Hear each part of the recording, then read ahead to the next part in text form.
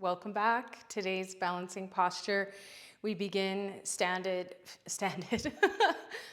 Welcome. It's going to be a good class. Standing with the feet about hip width distance apart and closing your eyes and really just setting up the internal foundation that you need to be successful in balancing, and that is taking out any of the garbage that's happening in your mind.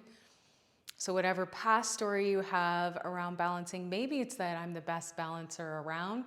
That's probably serving you in some way, but is it true? So just always be in observance of, is this true?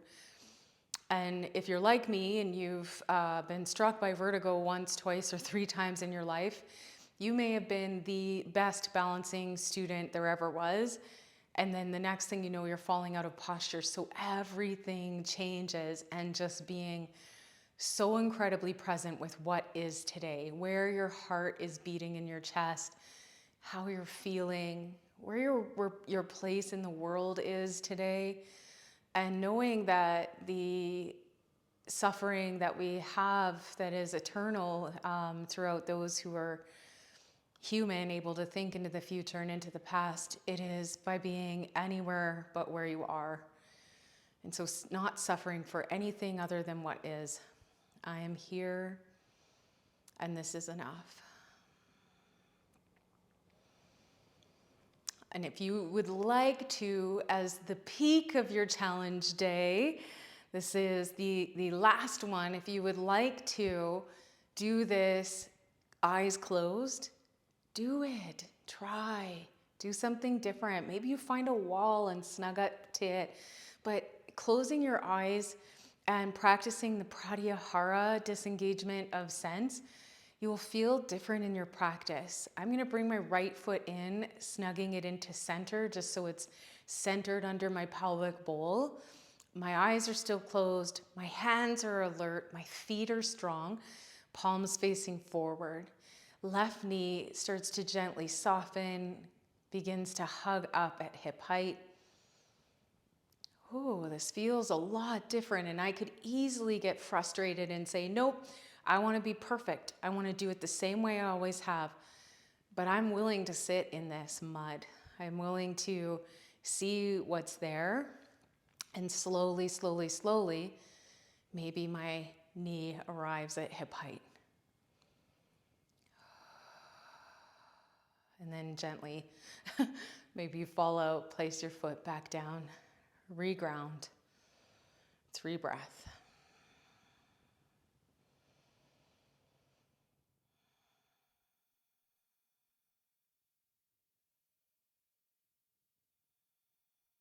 I'm setting up my left foot to be centered under my pelvic bowl, firming my left hip in and softening right knee. And then without a lot of thought, because last time I was just overthinking everything, I was going so slow. I'm just going to assume I can do this and bring my knee up hip height. What a difference.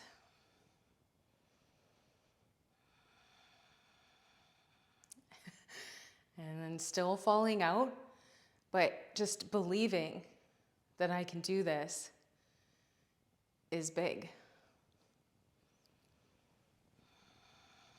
And every time my mind wanders, but what if you fall out and they see you? Boom, my foot goes down. It's just like, bring your foot down, feet grounded, hip width distance apart. You can open your eyes here. It's just like when I was learning to ride a dirt bike, and I wasn't successful at it, and I still am not.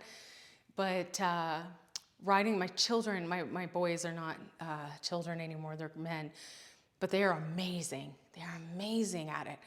And I could not stop looking at the rock I didn't want to hit or at the ledge I didn't want to go over. And just like I was being guided by a chariot of horses into the wrong direction every single time, because we have such a powerful mind attached to energetics.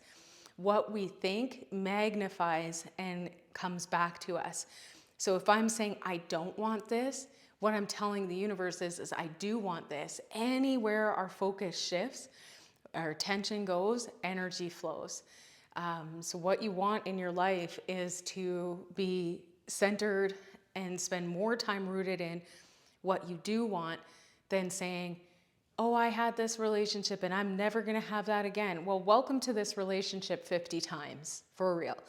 Instead of saying, I've never had this and I want this. I want this kind of relationship. I want that. And I desire to be loved. That is so much more powerful than saying, I'll never do that again, because you can guarantee that you will do that again. So eyes open for this one because we're going the full way. Hands can come to hips, left knee comes up. You can stay here, or you can use your hand to open the hip. And last time we went to tree, but this time we're gonna go to hand to foot. Head to knee would be kicking straight out, but I'm gonna open this baby up. So kick my heels straight out and then widen my heel out and bring my right hand up.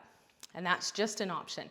Or you can stay both hands gripped around the sole of your foot, or maybe you even just want to do standing half wind removing pose.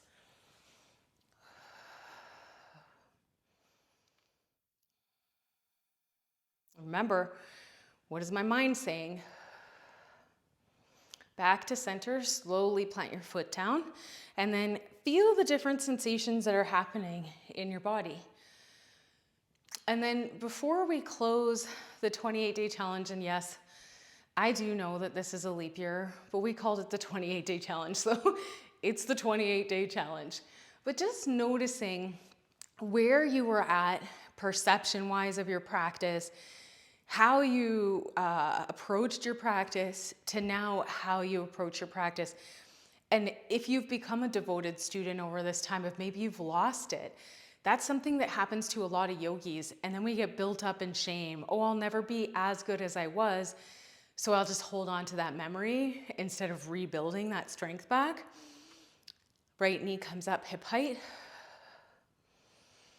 And you can either use your hand to widen, half wind removing pose, or take the full grip, standing head to knee.